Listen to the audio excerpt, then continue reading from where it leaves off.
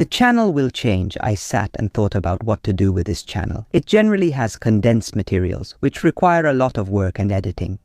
Luck, the commercial sponsors from the episodes. And I said to myself, let me try a few different options, but what principles should I look for? So I thought I should clarify my thoughts for myself and decided to share these thoughts with you as well. Maybe it will help you, or maybe you want to lend a hand. The first principle is that today's world is not like yesterday's. Today, people want opinions right away, to either rally behind them or to oppose them. That's what the algorithms want too, to polarize people, so that everyone comments and stays glued to their screens, eyes locked on the glass displays. This goes against what, for me, was the world of yesterday, the world I grew up in and the one I prepared myself for. One where you present your ideas according to your knowledge, and you don't take anyone's side, you don't give any advice, you let the person think and figure things out with their own mind. That was classical education goodbye. I stuck to this classical way. I'm not the kind of person to tell people how to live their lives, to say what's good and what's bad. That becomes easy gossip.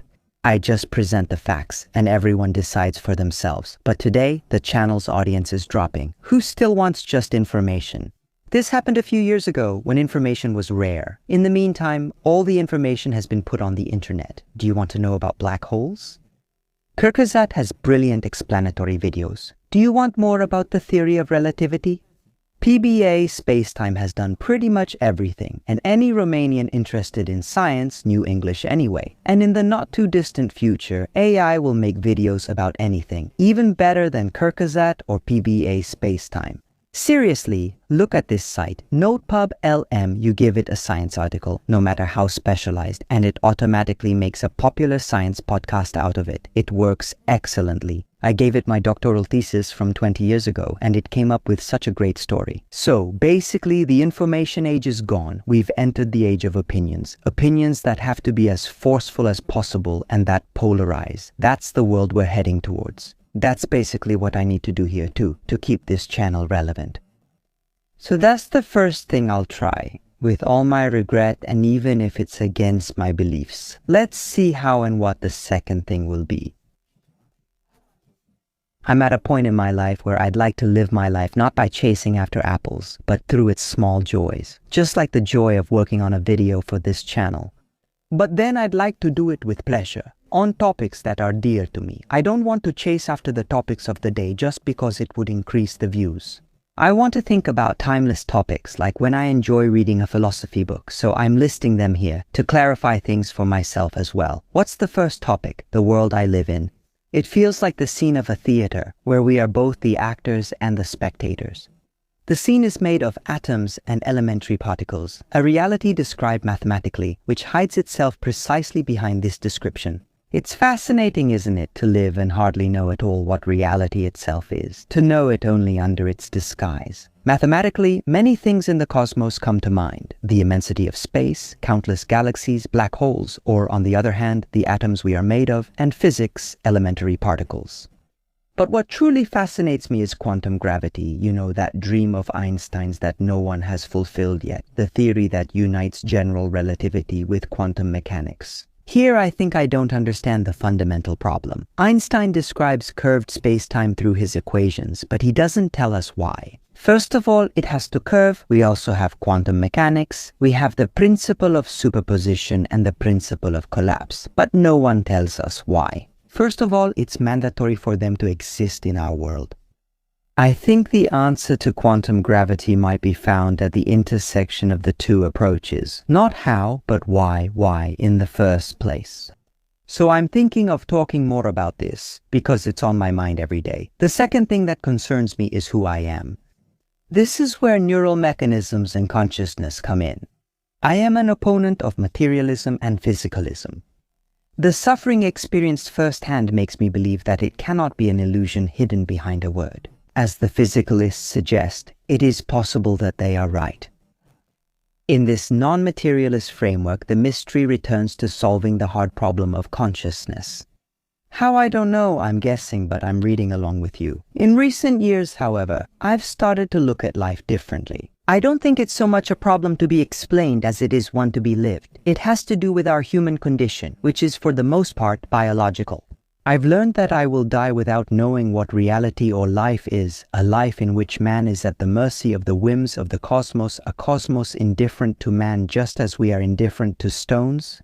The fact that the planet is friendly to us is just a result of chance before us. Millions of generations of organisms had to suffer and die so that our kind could now find a home on this planet. In this uncertainty of life, what made him turn to spirituality, most often in the form of religion, is essentially the need to give meaning, not to existence itself, but especially to one's own suffering. I'm no exception, because I also suffer and I have people I love, and I wouldn't want them to suffer. The meaning of life and of existence itself, however, goes beyond suffering, and I believe even beyond the causality written in space and time. I can't imagine a world where not only life doesn't exist, but the existence of the entire cosmos itself. It just doesn't. No. Likewise, the whole cosmos and all within it would simply be an accident of non-existence. I don't like to think that way. That's why I enjoy reading about spirituality in all its forms, from Eckhart Tolle to orthodoxy. I find myself in these writings. They give me a peace I can't describe. And they reveal a very beautiful side of themselves, which, if known, I believe would truly make the world a better place. It's just that this side is revealed only in the essence of things, not in what dominates the mass media. I would like to talk to you about this as well. In the end, there's one more thing I'm interested in, the impact of science on society. I'm convinced that we would all live 1,000 times better if we had the patience and scientific understanding of things. If we came together to put science to work for us, the basic necessities of life, housing, food, health, we would obtain them more easily if we understood how, together, we can create a modern society in its scientific sense. Attention! This has nothing to do with anyone's personal beliefs, but only with the way we organize ourselves. But it's difficult because society is complex, few understand it, and people react to other triggers than those of understanding. We are also biological beings, evolved from the animal kingdom, and we have instinctual reactions that cancel out and hinder much easier ways of solving problems. Recently, technology has been advancing very quickly, and society can't keep up. Instead of making use of the information that's now readily available on the internet, like the best books in the world, we use the internet and social networks to spread pseudoscience, to attack science, to divide, and often to provoke hatred.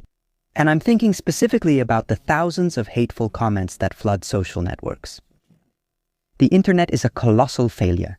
I remember from about 30 years ago when I thought that the explosion of free information on the internet would change humanity for the better.